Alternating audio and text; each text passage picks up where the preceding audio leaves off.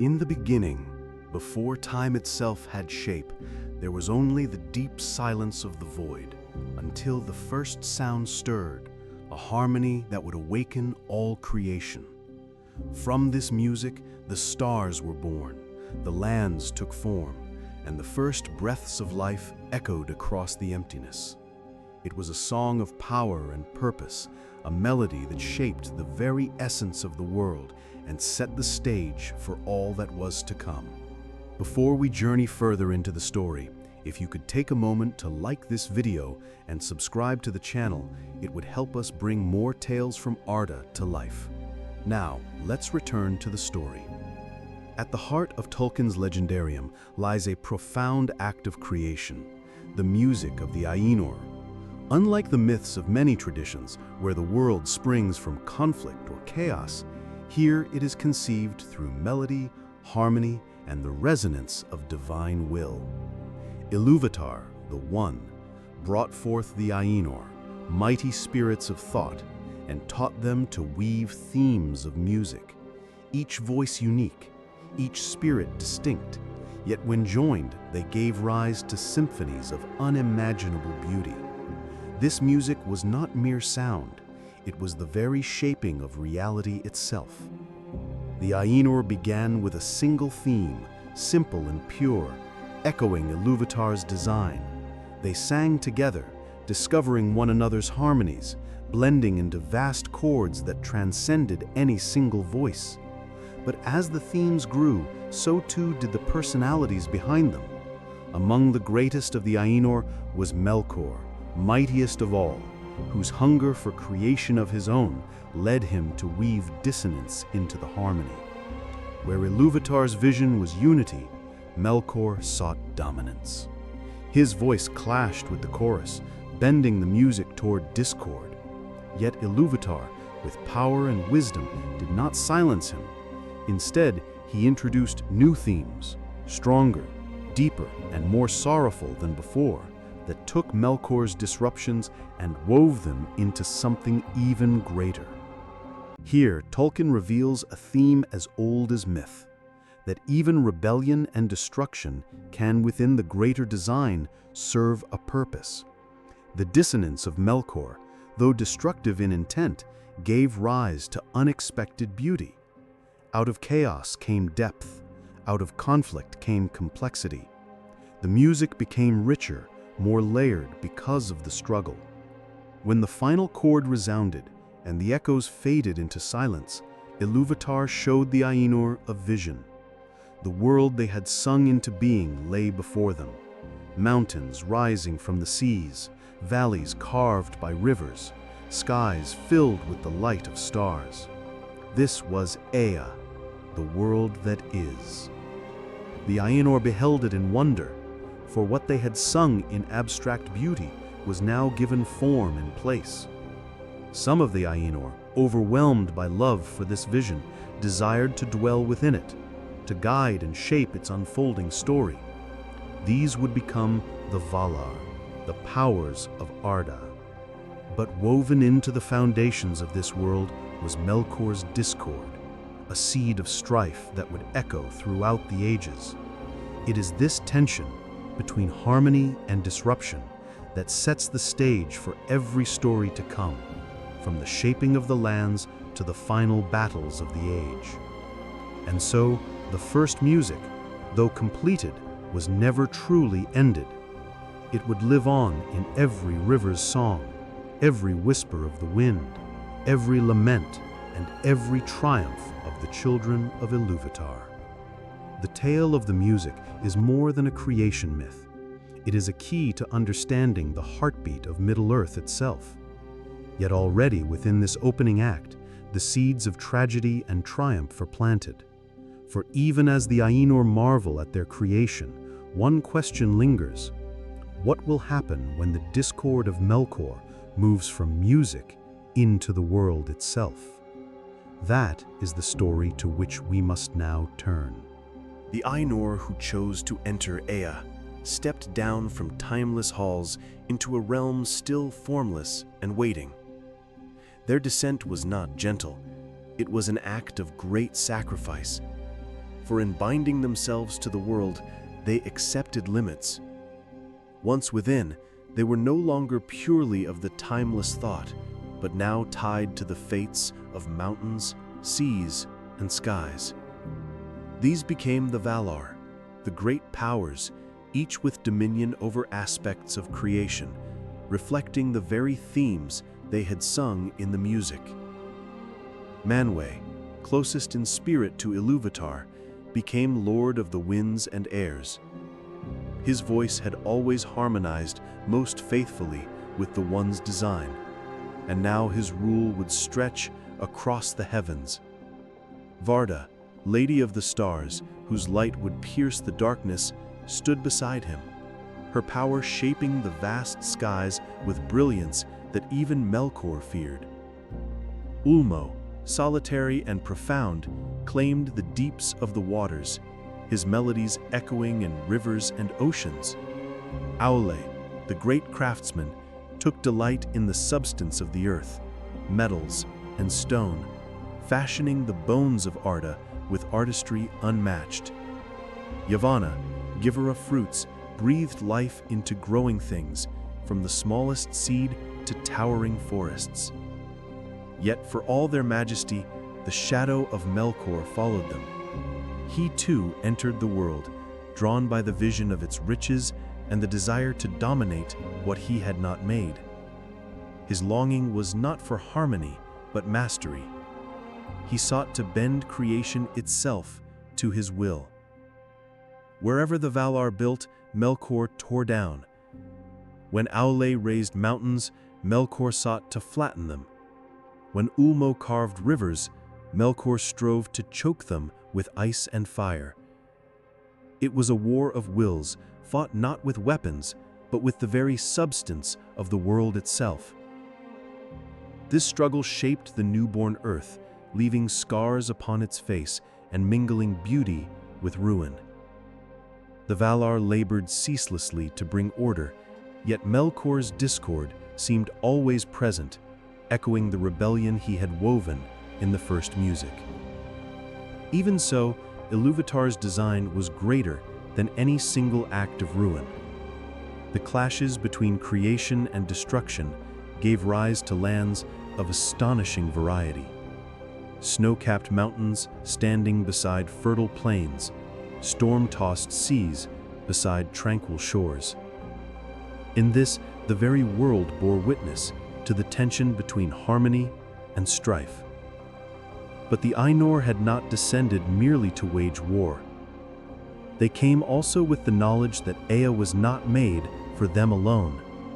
For within the music lay a mystery, the coming of the children of Ilúvatar, elves and men, beings conceived by Ilúvatar alone, beyond the shaping of the Ainur. Though the Valar could prepare the world for them, they could not command their destinies. The thought of these children filled the Valar with awe, for they would bring new voices to the song, free and unbound even by the might of Melkor. And so the labor continued, a vast shaping of seas and skies, of earth and flame. The Valar not built only for themselves, but in anticipation of those who would awaken. Yet even as they worked, the shadow of discord deepened. Melkor's hunger was insatiable. He envied the coming of the children, and his designs turned ever toward domination, seeking to claim them for his own, or to twist their fates in mockery of Ilúvatar's gift. It is here that the story sharpens into a question that would echo through all the ages. Could harmony ever be complete when discord still lingered at the foundation of the world? And what role would the children play when they awoke in a land already scarred by strife? The Valar, perceiving both the beauty and the peril of the world they were shaping, sought a dwelling place where they might gather their strength and bring order amidst Melkor's ruin. In the far west of Arda, they established Valinor, a realm of light and majesty, separated from the tumultuous Middle Lands by great seas. Here, the powers dwelt in harmony, building halls and gardens, raising mountains as shields against the shadow of Melkor.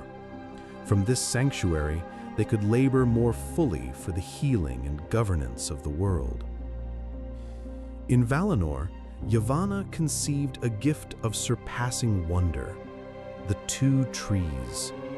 One, Telperion, bore silver light, soft and cool, like the first glimmers of dawn.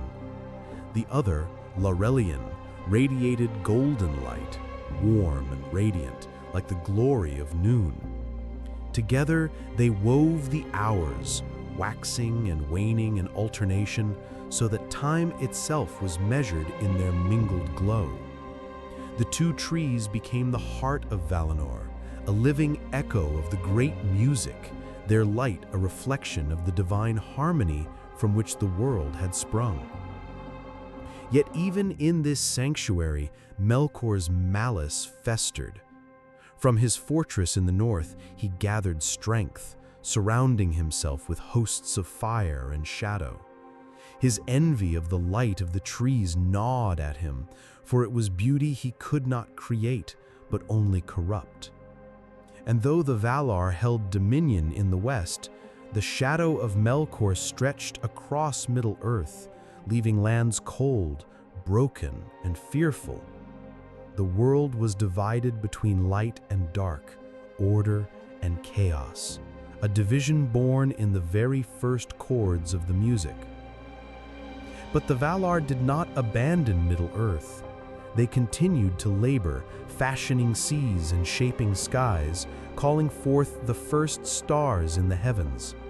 These stars, wrought by Varda, shone with piercing brilliance, a promise of hope for the children yet to come.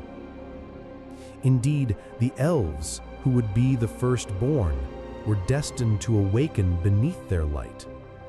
The stars became their first sight, their first song of wonder, a gift of comfort in a world already marked by struggle. This moment, the awakening of the elves, was one of profound importance. For the children of Ilúvatar were unlike the Ainur. They were not born from the music, yet their existence had been foretold within it. They possessed freedom, a will unbound by the designs of the Valar or even by the shadow of Melkor. This gift of freedom was both their strength and their peril. They could choose paths of great beauty or of devastating ruin, and no power, not even Ilúvatar's mightiest servants, could wholly govern their fate. When the elves opened their eyes beside the waters of Cuvienen, they found a world vast and perilous. Melkor, learning of their awakening, moved swiftly to ensnare them, sending shadows to terrify and corrupt. Some were captured, twisted into mockeries of their kin, the first orcs, a dark parody of Ilúvatar's design. From the very first, then, the children entered a world already contested, their destiny entangled with the ancient discord of the music. And yet within this struggle lay the promise of stories untold. The elves would journey across the face of Arda, some drawn to the light of the trees, others remaining beneath the stars. Their choices would shape the unfolding of the First Age. The Valar, moved by love and concern, summoned the elves to dwell with them in the light of Valinor. But not all would heed this call, and divisions were sown that would echo across millennia. Thus, the harmony of the music continued to unfold, no longer sung by the Ainur alone, but now lived by the children of Ilúvatar. Yet the question remained unresolved. Could the world, woven with both melody and discord, ever find a final unity? Or would the shadow of Melkor forever twist the song into sorrow? The great summons of the Valar divided the elves into three kindreds, and with that choice, the first great branching of fate among the children was set. Those who answered the call and journeyed westward toward Valinor were known as the Eldar, while those who refused remained in Middle-earth, called the Avari, the unwilling. Among the Eldar themselves, further divisions arose. The Vanyar, who came swiftly and remained closest to the Valar, the Noldor, wise and skilled in craft, eager for knowledge, and the Teleri, who lingered long upon the road, drawn to the music of the seas. This sundering was no small thing. It reflected the very essence of the music, harmony fractured by discord, unity tested by choice. Each path chosen by the elves would bear fruit for ages to come, shaping the fate of kingdoms, of wars, and of songs that would be sung long after the First Age ended. And behind it all, Melkor's shadow worked tirelessly, feeding on division, bending difference into strife. For Melkor had not been idle. His power, though challenged, remained immense. From his stronghold Utumno in the frozen north, he spread fear and ruin, sending forth monsters and spirits of flame. The world itself seemed scarred by his presence, its beauty marred with ice and fire, with darkness where there should have been light. The Valar, perceiving that the elves could not thrive beneath such oppression, resolved at last to act with all their might. Thus came the first great battle against Melkor, the war for the sake of the elves. The Valar marched forth with their full strength, and the hosts of Melkor were swept aside. Utumno was broken, its halls shattered, and Melkor himself was taken in chains. Brought before the thrones of the Valar and Valinor, he was cast into darkness, imprisoned in the void. For a time, peace returned to Middle-earth, and the elves were free to flourish under the light of the stars. Yet even this victory carried with it the seeds of sorrow. The elves who dwelt in Valinor came into the presence of the two trees, beholding a light more radiant than any they had known. Under this light, their skills and wisdom grew beyond measure. The Noldor, in particular, became masters of craft, guided by the teachings of Auli. Among them rose Feanor, whose genius would burn brighter and more dangerously than any other. From the light of the trees themselves, he fashioned the Silmarils, jewels of surpassing beauty, in which the radiance of Telperion and Laurelin was preserved. The Silmarils embodied the very essence of creation, the mingling of divine light with the artistry of the children. But as with the music, where beauty had once arisen, so too did discord creep near. For Melkor, though chained in the void, was not destroyed, and when at last his chains were loosened and he walked once more in Valinor, his gaze fell upon the Silmarils with envy and desire. The story was poised for its next great turning, one that would plunge both elves and Valar into grief. For just as in the music of the Ainur, where Ilúvatar's themes turned Melkor's discord into deeper harmonies, so too would this new conflict birth both sorrow and greatness. The light of the trees, the brilliance of the Silmarils, and the shadow of Melkor, all were about to collide in a tragedy that would shape the history of Middle-earth forever. And here, the echo of the first question lingers. Was even this, the envy and strife of the mightiest among the children, foreseen in the music? Or was it a new discord, born of freedom, which no power could mend? Feanor's obsession with the Silmarils soon became the axis around which fate itself would turn. He guarded them jealously, building the fortress of Formenos and rallying the Noldor around his singular vision. But desire, as Ilúvatar's music had already foretold in its tension, could not remain pure. Melkor, ever cunning, whispered into hearts and minds, bending ambition and pride to his will. By the time he finally escaped his prison, he found allies among the Noldor themselves, drawn by fear, envy, and dreams of dominion. The theft of the Silmarils was both swift and devastating.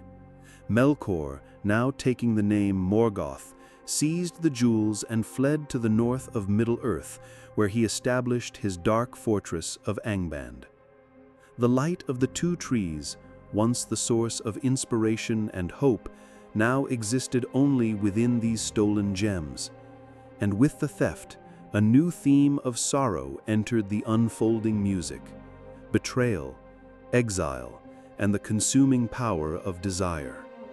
The Noldor, enraged and heartbroken, made a fateful decision. Led by Fëanor, they swore an oath of unyielding vengeance, a vow that would bind them to relentless pursuit of Morgoth and the Silmarils, regardless of cost. It was an oath that echoed the earlier dissonance of the music itself, where individual will clashed with greater harmony. The Valar, recognizing both the nobility and peril of this act, could only counsel caution, yet the pride of the Noldor burned too brightly to heed advice. Thus began the first great exile of the elves, an epic journey from Valinor back to Middle-earth. The path was treacherous, filled with storm and strife, as the Noldor defied both the Mandos, keeper of the Valar's judgments, and the perils of the sea. Many perished in the crossing of the Helcaraxe, the grinding ice of the north, leaving scars upon hearts and bodies alike. But for those who survived, the first chapter of the struggle against Morgoth began in earnest. Meanwhile, Melkor, in the northern wastes, fortified Angband, filling it with creatures both terrible and cunning. Orcs, dragons, balrogs, corruptions of the music, and forms of life twisted by his malice emerged to serve his will. Middle-earth, once a realm of beauty and promise, became a stage of darkness and fear. Rivers ran cold, forests withered, and mountains bore scars of fire and malice. The stage was set for a conflict that would span ages, in which the light of the Silmarils, the pride of the Noldor, and the shadow of Morgoth would clash again and again. Yet even in this darkness, the music of the Ainur persisted, echoing through deeds, choices, and sacrifices. It could be heard in the courage of the elves who resisted corruption, in the songs they sang even in the midst of war, and in the unbroken promise of the children of Ilúvatar to shape their own destinies. And so the echoes of that first music, the struggle between harmony and discord, reverberated across Middle-earth, guiding, warning, and inspiring all who would listen. As the Noldor marched toward vengeance, they could not yet see the deeper threads of fate woven by Ilúvatar. Each victory and each sorrow was a note in the grand symphony, resonating with meanings far beyond mortal or immortal comprehension. And even as war, grief, and betrayal spread across the lands, there remained a persistent question, one that would haunt every age to come. Could the light of creation ever fully triumph over the shadow, or would the song of discord echo forever through Arda? This question, unresolved and profound, sets the stage for the epic tales of the First Age, the wars of Beleriand, the heroism of Fingolfin and Turgon, the sorrow of Luthien and Beren, and the tragic beauty of the Silmarils themselves. In every struggle, in every act of courage or folly, the music continues, unfolding its harmonies and dissonances across the fabric of the world. The battles of Beleriand, chronicled in the Quenta Silmarillion, reveal the tragic grandeur of the music made manifest. From the icy peaks of Ered Wethrin to the plains of Ard Galan, the Noldor clashed repeatedly with Morgoth's forces, their victories hard-won and their losses immense. Fingolfin, High King of the Noldor, became a figure of legend, his courage unmatched as he rode alone to challenge Morgoth himself. Even in this encounter, the music's themes of tension and resolution were echoed. Fingolfin's blade met Morgoth's might, and though he fell, he wounded the Dark Lord 7 times, a strike that would resonate throughout all of Middle-earth as both vengeance and defiance. Yet heroism carried its own sorrow. The elves' pride and the oath of Feanor brought consequences as severe as any Morgoth's armies could wield. Kinship was sundered, friendships broken, and entire cities laid waste. In their pursuit of vengeance, the Noldor sometimes mirrored the malice they sought to destroy. The tragic interweaving of light and shadow, the very essence of the music, became a living reality in the hearts of all who walked the lands of Beleriand. Among the tales of courage and loss, the story of Beren and Luthien shines as a profound counterpoint to sorrow. Beren, a mortal man, and Luthien, an elf of incomparable beauty and power, undertook an impossible quest to reclaim a Silmaril from Morgoth's iron crown. Their journey was fraught with peril, from wolves and orcs to the imprisonments and machinations of the Dark Lord himself. Yet their courage and love became a melody of hope, a reminder that even amidst the deepest shadows, the music of creation could manifest in acts of beauty, selflessness, and sacrifice. Beren's mortal nature contrasted sharply with the immortal elves, and in this contrast lay another reflection of the music, freedom, and choice. Ilúvatar's children could defy destiny in ways even the mightiest of the Ainur could not anticipate. Through love, cunning, and bravery, they claimed the Silmaril, though not without immense cost. Beren himself would perish, but Luthien's song, stronger even than death, wove his spirit into her own, a triumph of harmony over despair, echoing the first music's theme of turning discord into beauty. Meanwhile, Morgoth's shadow continued to spread, shaping the fates of all who dwelt in Middle-earth. Dragons, Balrogs, and orcs ravaged the lands, and the dwarves and men, though lesser in might than the elves, became players in the unfolding symphony, their choices and deeds resonating across history. Each kingdom built, each sword forged, each song sung, carried the echoes of the Ainur's music, even as discord sought to dominate.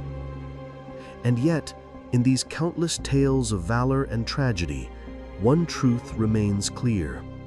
The music of the Ainur, though fractured by Melkor's rebellion, continues to shape the destiny of Arda.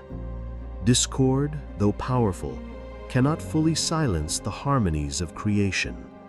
The light of hope, love, and courage persists, threading through ages, connecting the deeds of elves and men, the victories of the Valar, and even the shadows of the mighty Morgoth. The doom of the Noldor and the great wars of Beleriand eventually reached their climax with the War of Wrath, when the Valar themselves descended to challenge Morgoth in full might. For centuries, the shadow had spread across the land, yet even in the darkest hour, the music of the Ainur endured, guiding hearts, shaping events, and preserving the thread of hope. The Valar, joined by mighty elven lords, unleashed forces of unparalleled power, and Angband was finally broken. Morgoth, the source of so much discord, was cast into the void, removed from Arda forever. But with victory came reflection. The lands of Beleriand were shattered, seas rose to swallow cities, forests burned, and countless lives were lost. The cost of war was immense, and yet, in the aftermath, the enduring theme of creation persisted.